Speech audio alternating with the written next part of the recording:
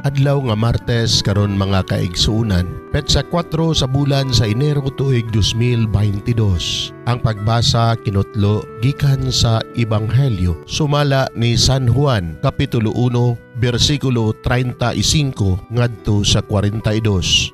Sa pagkasunod adlaw, didto na usab si Juan uban sa duha niya katinun-an.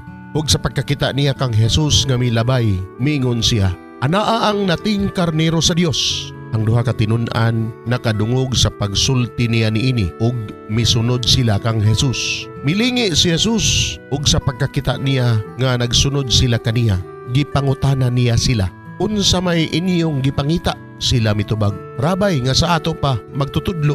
Hain ka man magpuyo, dali kamo og tan-awan ninyo." Mitubag siya, mga alas 4 kadto sa hapon.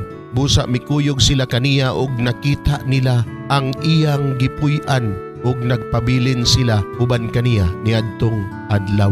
Usa ni adtong duha nga nakadungog kang Juan ug mikuyog kang Jesus, mao si Andres nga igsuon ni Pedro.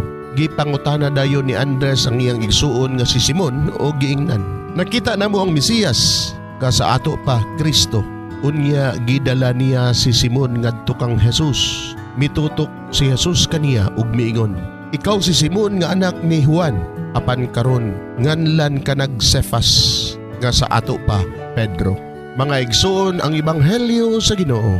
Daygon ikaw o Kristo.